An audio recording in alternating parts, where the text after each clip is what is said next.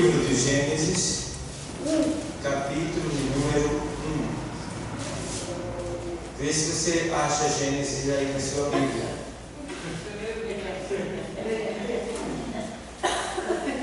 Se tiver difícil, peça ajuda.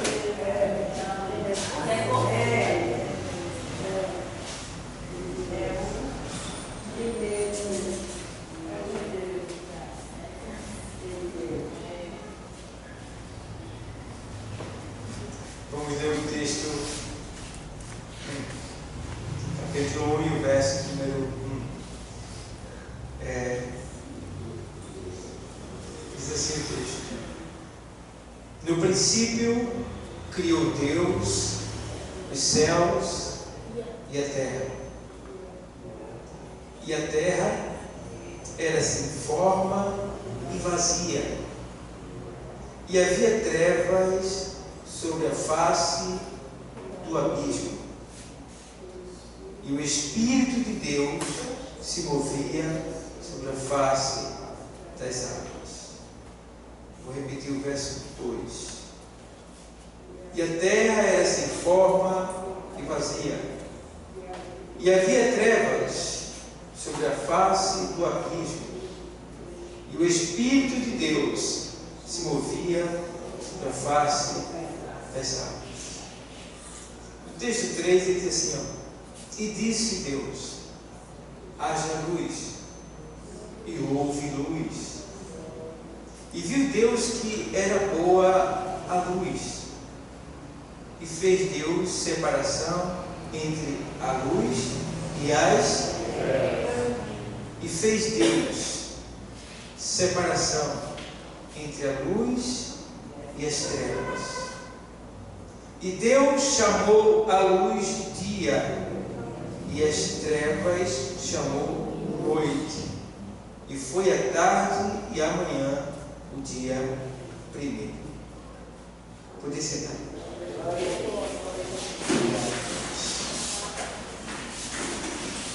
Amados, hoje nós estamos em uma reunião extraordinária. Ordinária é o que a gente faz todo dia, mas extra é algo além da conta. Então, hoje é um dia especial para nós, como disse o presidente Orocea. É um dia que a gente ora mais. É o dia em que a gente tem mais tempo para Deus aqui na igreja. É o dia em que a gente tem tempo de se expressar para Ele, se expor. É o dia em que a gente confessa mais intensamente, mais longamente os detalhes da nossa vida e os detalhes da obra de Deus. E eu glorifico a Deus por essa reunião aqui nessa igreja, pois eu reconheço que tenho sido muito beneficiado por esse momento único aqui na igreja, que é uma vez por mês. Mas a Bíblia diz que a oração de um justo pode muito ser feita. E eu aprendi uma coisa, que eu não preciso necessariamente, a gente pede, mas necessariamente eu não preciso nem pedir nada a Deus, porque a Bíblia diz que antes que eu pense, eu abra a boca para falar a Ele, pedir a Ele, Ele já sabe de tudo que eu e você precisamos. Então, o que me alegra é eu saber que, embora sendo um dia do mês, mas o outro ponto eu me alegro porque eu sei que eu não preciso pedir a Deus algo duas vezes, porque Deus, Ele não é irresponsável, Deus, Ele não é louco, Deus não é lento, Deus, Ele não é relaxado. Deus, Ele é Deus. E pediria eu ou você algo a Deus e Ele esqueceria? Não. texto que diz assim: e lembrou Deus de Noé. Parece que Deus tinha esquecido, né? Mas ali é uma forma do tradutor expressar a angústia, a espera, a ânsia de Noé. Então a expressão "e lembrou-se Deus de Noé", aquilo ali é de baixo para cima, não de cima para baixo, porque Deus não esquece de ninguém. Então é uma forma de expressar o que na verdade Noé estava sentindo, porque dava a impressão que Deus tinha abandonado mesmo. Já pensou ficar 1 ano e 17 dias dentro do barco, com tudo ao seu lado cheio de água? Então, 1 ano e 17 dias é muito tempo, tá? Não foi um dia, uma semana, não. Então, a expressão diz: e lembrou-se Deus de Noé. Então, eu não sei há quanto tempo você está sobre este mar escuro, né?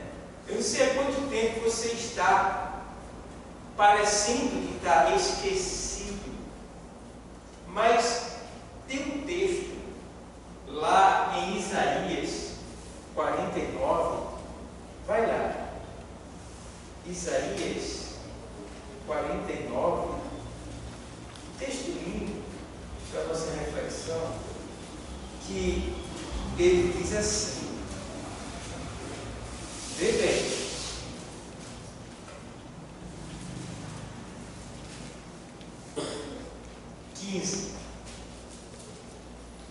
pode uma mulher esquecer-se tanto do filho que cria, que se não compadeça dele, do filho do seu ventre? Isso aqui Deus não está dizendo. Deus está, de certa forma, perguntando, certo? No final do texto tem uma interrogação. No final da primeira linha métrica do texto. Observe o que ele diz: pode uma mulher esquecer-se tanto do filho que cria, que se não compadeça dele, do filho do seu ventre? Isso é uma interrogação.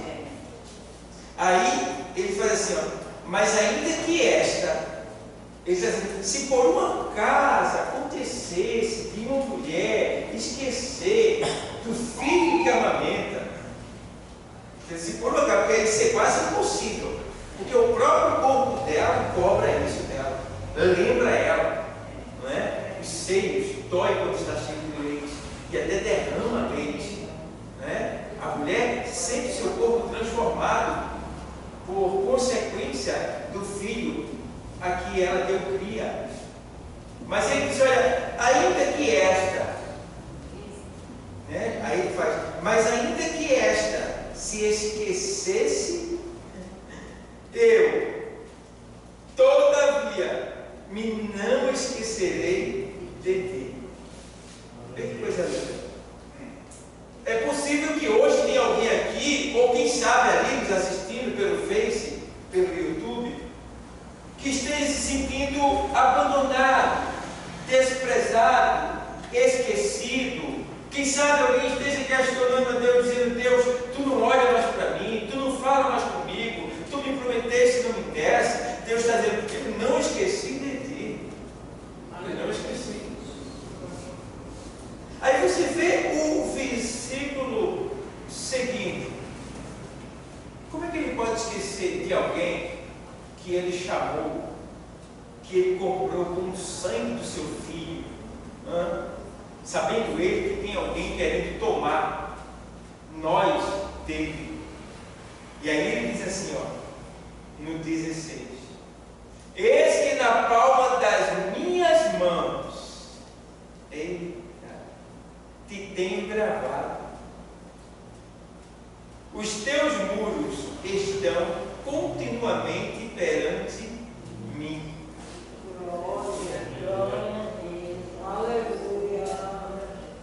Ele nos tem gravado na palma da sua mão. Você esquece da sua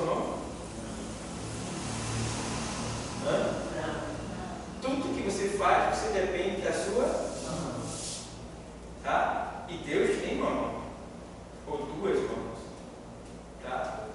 E não tem como, toda vez que Deus se mexe, Ele vê o teu nome na palma da mão dele. Então, Ele não esqueceu de você. Mas entenda uma coisa, Ele está dando um tempo para poder chegar e dizer, olha aqui, eu não estava esquecido. Eu estava só esperando o tempo para que você fosse preparado para tomar posse daquilo que eu queria dar. Mais ou menos assim, para você entender. Mas voltando para o texto lido, tá? Que a gente leu aqui, que fala sobre o princípio. E eu queria falar nesta noite sobre, eu queria mostrar a comparação, porque a Bíblia, ela não é um livro mecânico, escrito por homens. Ela é um livro orgânico, que foi escrito no sentido literal por homens, mas que escrevia o que Deus estava mandando eles escrever.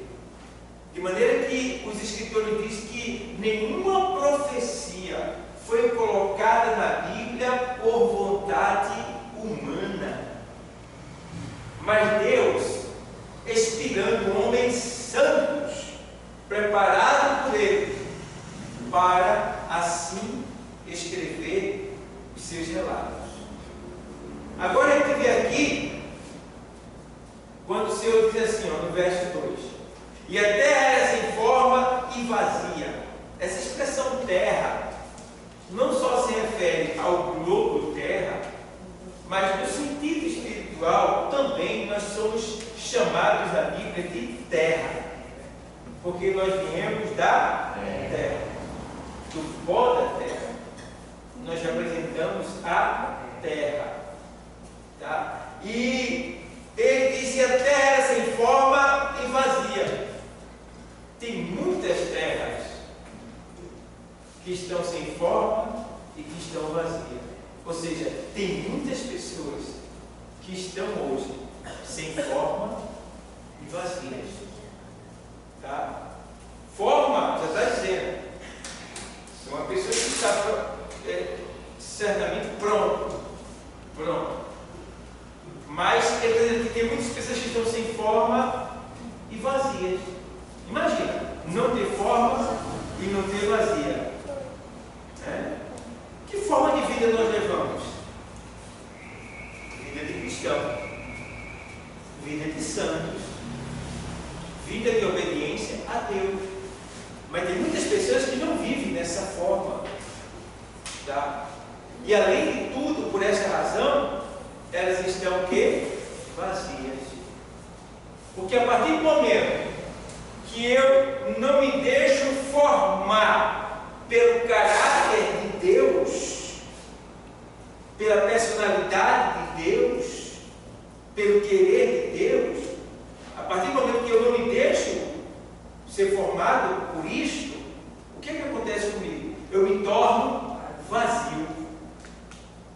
E quando nós estamos vazios, nós, espiritualmente, biblicamente falando, nós nos tornamos em trevas. Nós somos trevas. Trevas é sinônimo de pecado, perdição, separação de Deus.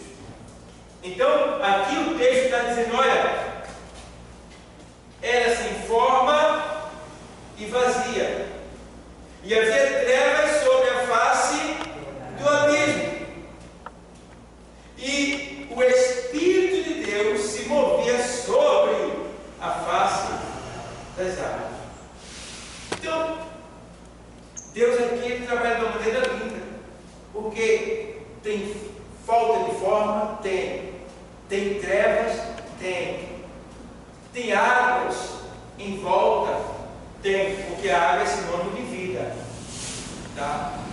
Mas agora tem também o Espírito, que é o que gera a vida, que produz a vida.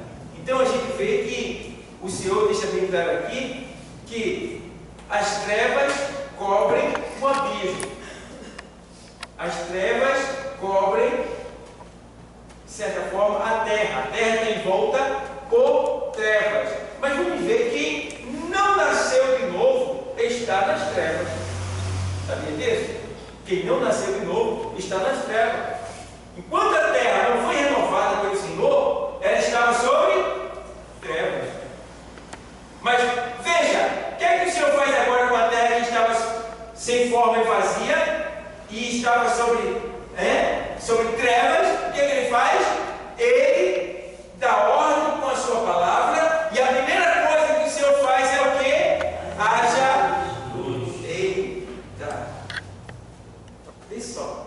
É o propósito de Deus iluminar a nossa vida. É a vontade de Deus que nós andemos em luz. O salmista fala isso lá no Salmo 119, verso 105, quando ele diz: olha, lâmpada para os meus pés é a tua palavra, e luz para o meu caminho. Jesus também retrata isso lá em João 8:12, quando ele diz: olha, eu sou a luz do mundo, quem me segue não andará em trevas.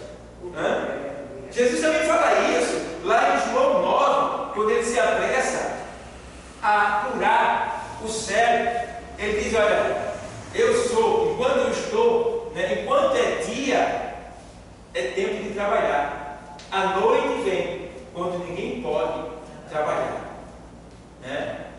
Jesus diz também em João 1 que a luz veio, resplandeceu entre os homens, mas os homens preferiram mais as trevas do que a luz, porque as suas obras eram más. Veja bem.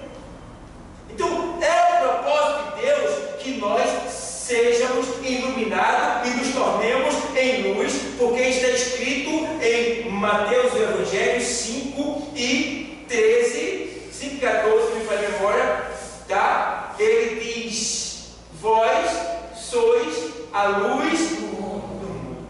Eita! Vós sois a luz do mundo.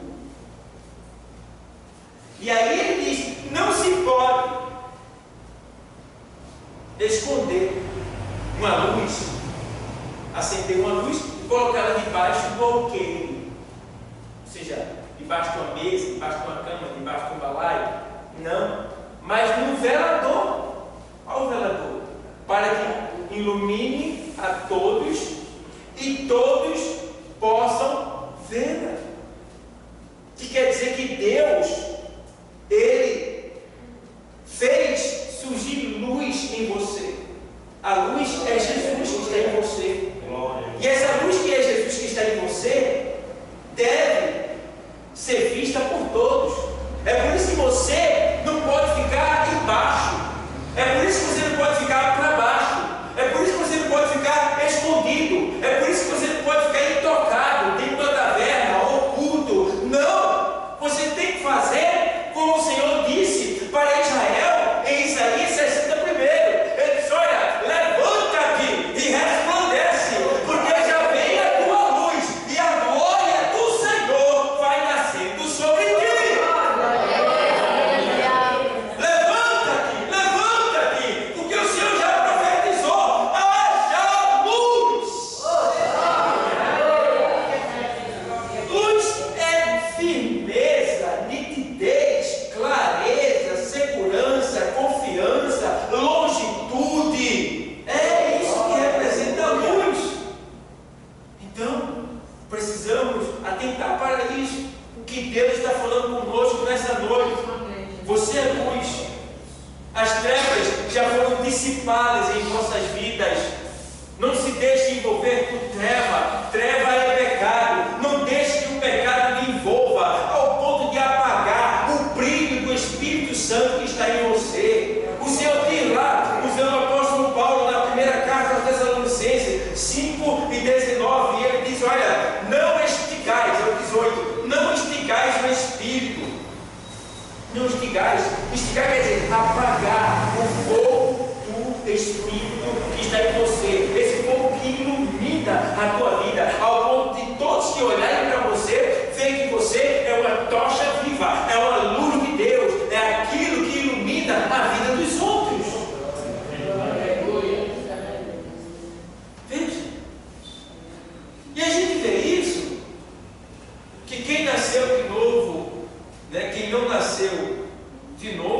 está em trevas? Quando ele lê lá Romanos 1 e 21, Romanos 1 e 21, o texto sagrado diz assim, vou ler para você. Porquanto, tendo conhecido a Deus, não glorificam como Deus, nem lhe deram graças, antes em seus discursos se desvaneceram, e o seu coração insensato, quer dizer louco, se obscureceu. Então aqui Deus está falando da dureza do coração humano, que chega ao ponto de se auto-exaltar e se achar mais do que Deus. Vê bem. E por esta razão de querer ser mais do que Deus e de não obedecer às leis de Deus, essas pessoas se obscureceram. Ou seja, eles mergulharam em trevas. São pessoas que você olha para elas, estão vivas, algumas delas são até ricas, milionárias, têm muito dinheiro, têm bens, tá? Têm muitos empregados, mas em si elas estão mergulhadas em trevas. E quem vive em trevas, irmão, não vive feliz. Porque quando eu não tinha luz, que era Jesus, eu chorava à noite e não sabia por que estava chorando. Tá? Eu tinha uma namorada aqui, eu não me sentia seguro com ela, eu achava que não era bom eu ficar com ela, porque eu tinha medo de ir lá na frente, eu não sei, e não ficava com ela. Tá?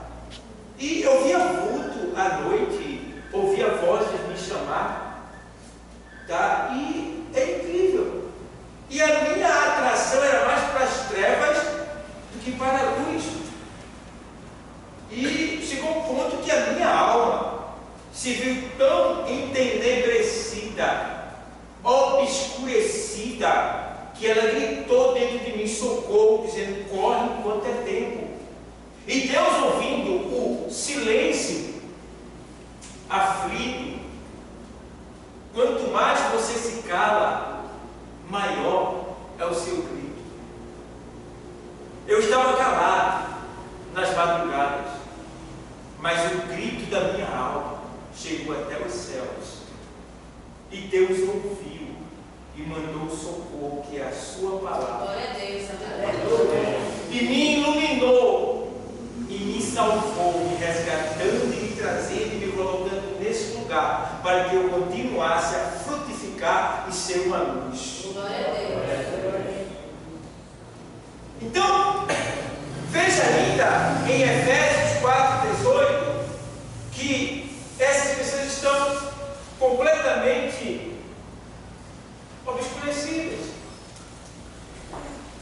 Diz assim o texto: entenebrecidos quer dizer cheio de treva, na escuridão, entenebrecidos no entendimento. Olha para ele, imagine um entendimento cheio de treva. Imagina, entenebrecido no entendimento, separados da vida de Deus pela ignorância que há neles, pela dureza do seu coração. Aos Efésios 4:18. Então, está aqui o retrato do homem, da mulher, do ser humano que não tem Deus, que não reconhece Deus como o Senhor da sua vida. É treva. E sabe como é que a gente conhece uma pessoa em treva? É incrível. Ela não é escura, mas a escuridão está dentro dela. Mas você pode ver a escuridão que está dentro dela quando ela fala. Porque na voz, na palavra, vem pornografia, morte, prostituição, homicídio, só vem coisas que é para denegrir, destruir. Está entendendo? São pessoas que estão entenebrecidas, envolvidas sobre as trevas. Tá? Então tudo que ela faz é voltado para a escuridão, para o engano, para a malícia, maldade. É isso que está dizendo aqui. É entenebrecida no entendimento. Ó. Não tem entendimento de luz. O que é entendimento de luz? Entendimento sacro, entendimento divino. Porque veja, quando você é luz, Paulo diz aqui em Colossenses 3. Olha o que ele diz em Colossenses 3. Vê lá. Quando você é luz. Portanto, se já ressuscitasse por Cristo, buscai as coisas que são de cima, onde Cristo está sentado à destra de Deus. Verso 2. Pensai nas coisas que são de cima, e não nas que são da terra. Verso 3. Porque já estáis mortos, e a vossa vida está escondida com Cristo em Deus. Ó, que coisa linda. Então, quem está em luz, pensa nas coisas de cima, busca as coisas de cima, deseja as coisas de cima, patrocina as coisas de cima, vive nas coisas que são de cima. Você está embaixo, na terra, mas você está pensando que está lá em cima. Oh, glória! Meu Deus! Tá?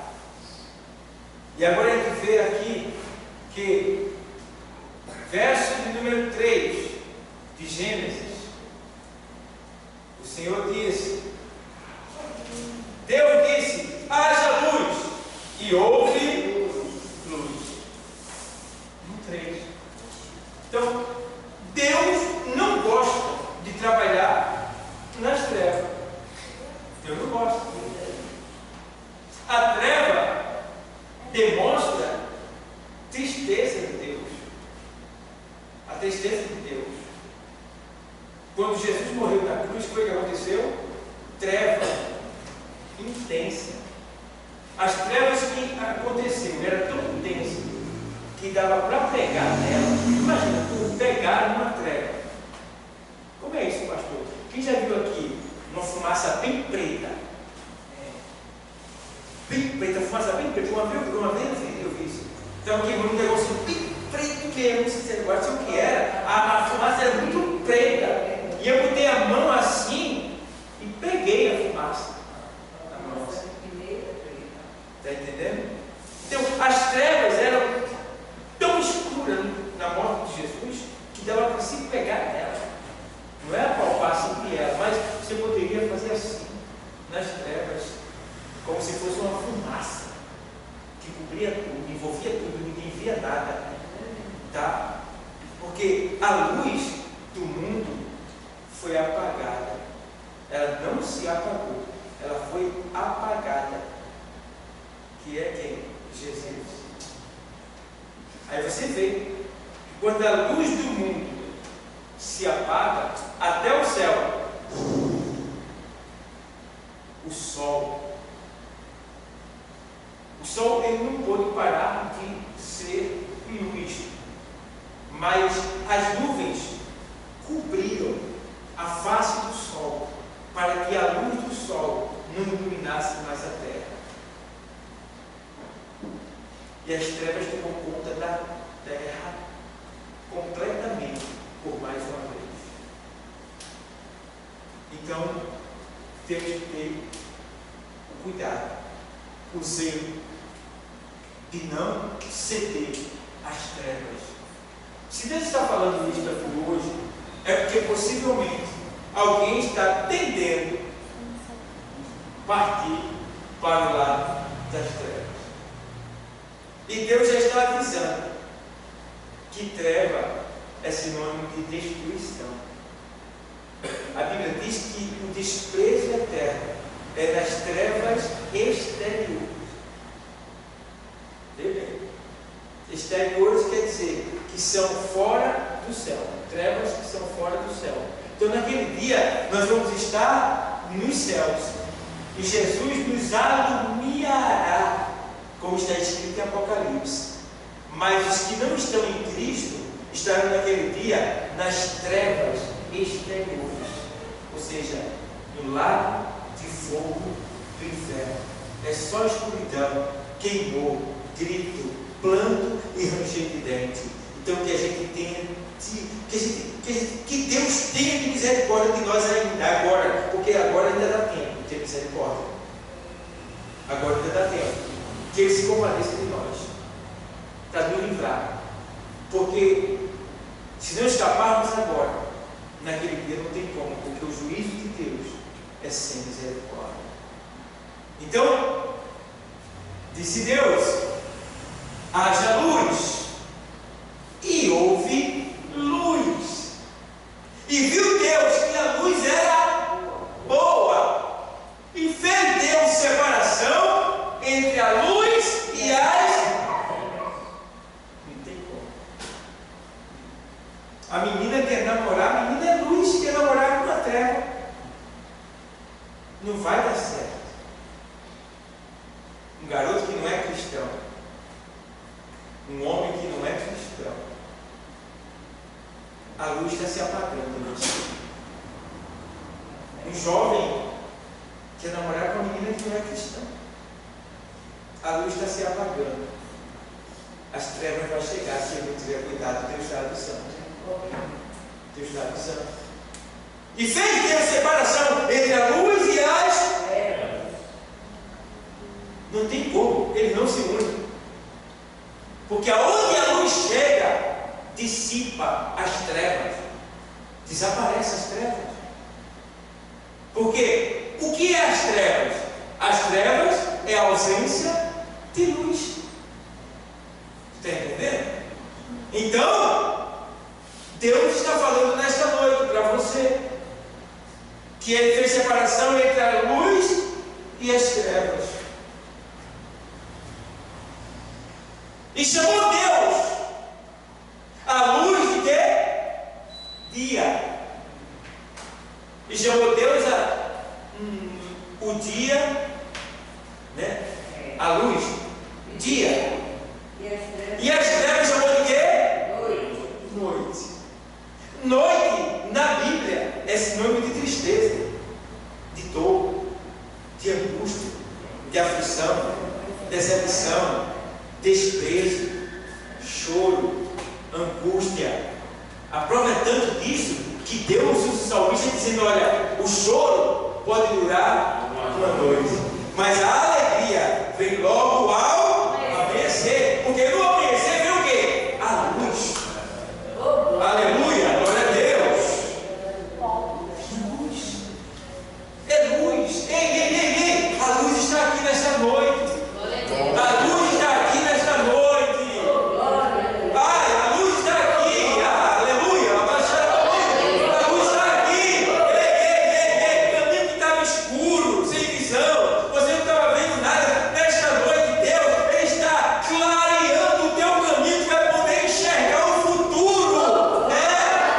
Tu vai poder ter nitidez, clareza, visão, revelação. Tu vai nesta noite receber o que tu precisa da parte de Deus, porque a luz está aqui para nos iluminar.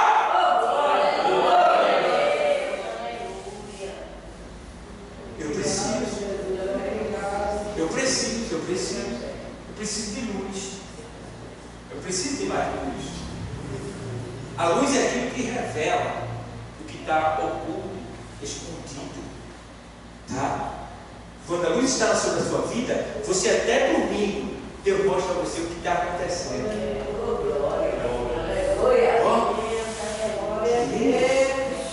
Então, e fez Deus separação entre a luz e as trevas. Quer continuar sendo luz? Então, se una à luz. Se una à luz. Porque quando as luzes elas se unem, elas ficam mais fortes. Está entendendo? E o lugar onde elas estão fica mais bonito. Fica mais bonito. Vai. favor, só para fazer um teste. Deixa só uma ligada, vai. Vai. Vai apagando. Apaga. Pronto. Treva. É bonito? Não. Horrível? Tu nem conseguiu ver a face de você, só veio aquela cabeça preta. Parece até que a gente está no inferno, só falta gritar. Não estou vendo a face de nenhum de vocês direito. Mas quando a luz chega, liga uma só. A luz vai chegando, aí vai começando a ver. Aí vai chegando mais luz, vamos lá. Aí vai chegando mais luz. Pronto, olha que coisa linda. Olha que coisa linda. Está entendendo? Então, você é luz, se una com quem é luz, e você vai ficar mais forte. Se juntou com treva, sua luz vai ser pouca. E aí você vai se apagar. Certo? Então, eu só comecei a introdução e já passou a hora. Então, eu vou ter que parar aqui, mas eu vou concluir. Deixar bem claro que Deus quer para nós nessa noite. E, da mesma forma, a luz de Deus ilumina o coração humano. Veja 2 Carta aos Coríntios 4 e 6. Estão gostando dessa palavra? 2 Carta aos Coríntios 4 e 6. Eu vou te dizer uma coisa nesse texto, tá? 4 e 5 tem um mistério muito bom. 2 Carta aos Coríntios 4 e 6. Porque Deus, que disse que das trevas resplandecesse a luz, é quem resplandeceu em nós o quê? Para a iluminação do quê? Uma coisa linda. Da glória de Deus. Na face de Jesus. Ai, meu Deus. Vê que coisa linda. Agora, vê o 5 em cima. Que mistério. Vê só que coisa linda. Porque não. É 2 Carta aos Coríntios 4 e 5. Né? Aqui. Aí vai assim. Porque não nos pregamos a nós mesmos, mas a Cristo Jesus, o Senhor. E nós mesmos somos vossos servos por amor de Jesus. Mas é a primeira carta de Coríntios 4 e 5 que eu quero ler para vocês. Está ligado a isso. Tá? Tem a ver com iluminação. Diz assim, portanto, nada julgueis antes de tempo, até que o Senhor venha, o qual também trará o quê? Luz. As coisas do quê? Das trevas. E manifestará os desígnios dos corações, e então cada um receberá de Deus o louvor. Irmãos, chegou com esse irmão para mim assim, pastor, por que eu sofro tanto, pastor? Aí eu digo para ela, vai sofrendo, vai sofrendo.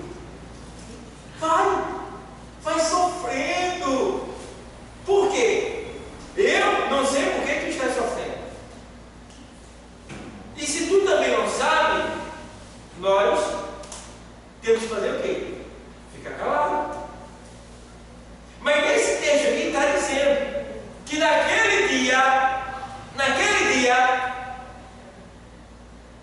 vai chegar o crente lá, o crente foi salvo. No céu. Chegou no céu. Jesus, meu mestre, meu príncipe, meu ídolo, amor da minha vida, eu te amo, e dá aquele abraço nele. Aí agora você vai lá perguntar a ele, Senhor, Me responde só uma coisa, me tira só uma dúvida, Senhor. Mentira. Sim. Por que, Senhor? Que eu te servia lá embaixo. Eu evangelizava, eu orava, eu jejuava, eu lia a Bíblia, eu dava oferta, eu dava dízimo. Eu não vivia gozando do pecado. Eu me arrependia quando pecava. Eu fazia, eu dava o máximo de mim para te agradar, mas isso não me arrependia. Eu sofria muito. Eu passei por muitos processos lá embaixo. Fui perseguida, ameaçada, fiquei doente, fui parar na UPA, cheguei para a UTI, passei processos com meu filho. Quem sabe o meu filho bateu em mim, me ameaçou matar. Meu marido me batia em mim todo dia. Eu falava contigo, eu pedia a ti. Meu Deus, por que eu passei por tudo isso? Para quê? Aí vai dizer, para que você estivesse aqui comigo agora.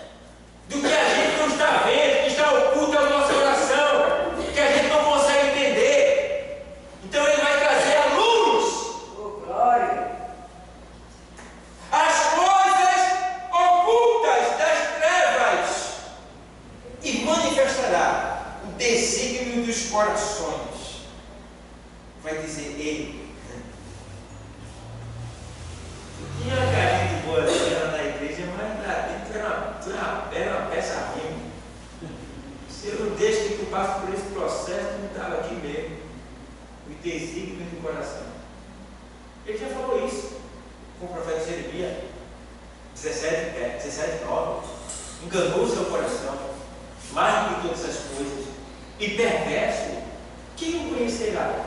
No 10 diz: eu, o Senhor, esquadrinho, eu sondo, eu conheço os corações. E eu fico atento aos seus pensamentos e aguardo ver o que é que você vai fazer para dar a você segundo os frutos das tuas obras. Fez algo mal? Vai receber um péssimo pagamento.